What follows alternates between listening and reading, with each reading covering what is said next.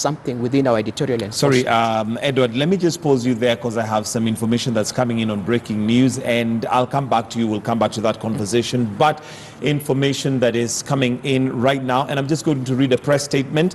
Office of the Director of Public Prosecution press statement regarding irregular compensation by the National Lands Commission to Ms.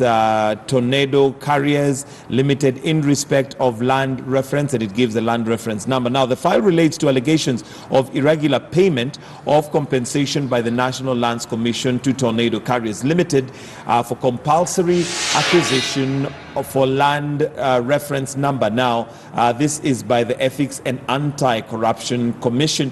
Received an anonymous report concerning irregular payment to National Lands Commission, official private person and entities, and conducted investigations into the matter.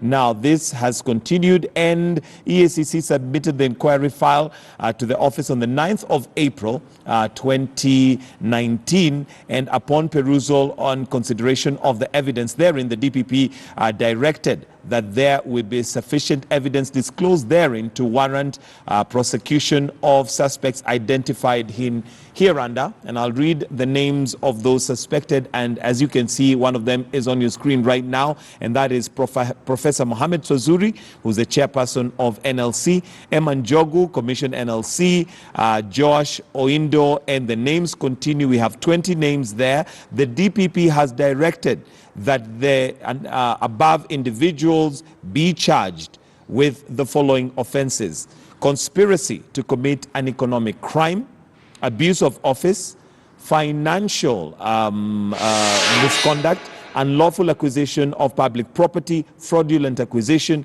dealing with suspected property, and money laundering. So news just in, we have the NLC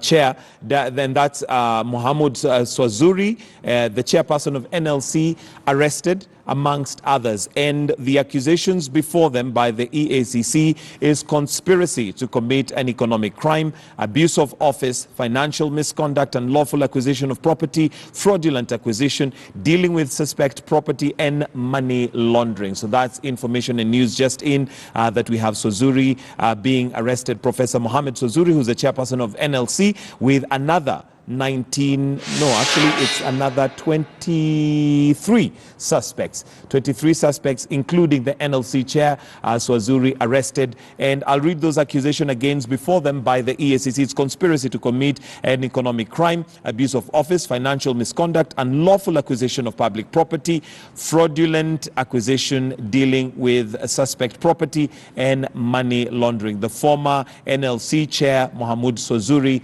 has been arrested, and he has been accused of those crimes. Now, on the strength of the second valuation of Kenha remitted there to NLC, a total sum of 109,769,363, the NLC processed the payment to Tornado Carriers Limited, which amounts to 55,269,363, and another amount of 54,500,000.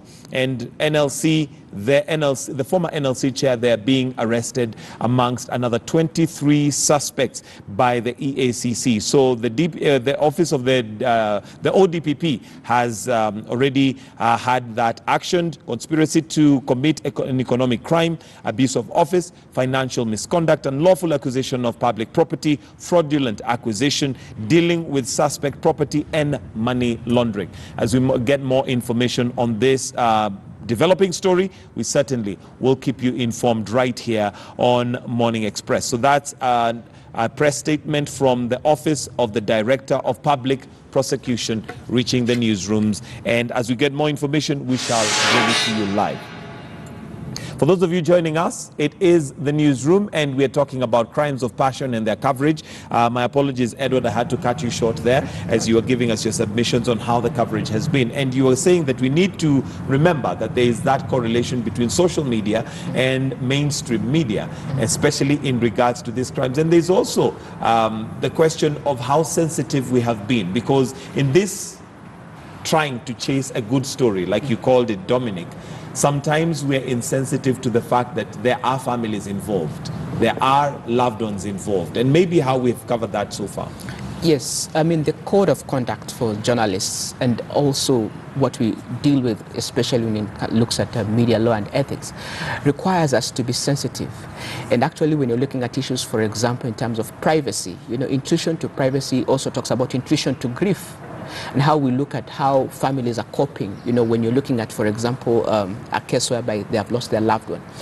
We always caution the fact that human dignity goes beyond death. I mean, it goes as your legacy. So it is unfortunate